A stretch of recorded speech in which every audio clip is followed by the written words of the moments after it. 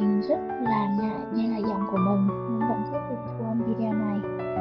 Mình đang tập nói và cải thiện giọng dần, giống như cái cách mà mình đã bắt đầu để cải thiện làn da.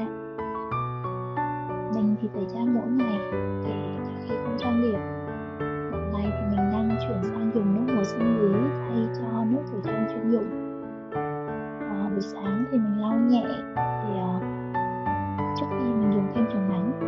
Buổi tối thì mình dùng để làm sạch chống nắng và bụi bẩn trên da. Mình đang tập dần cả việc chăm da lẫn nói chuyện trong video và cả việc xây kênh TikTok này một chút một. Mình nghĩ là chưa cần hoàn hảo ngay nhưng mà cần phải duy trì đều đặn.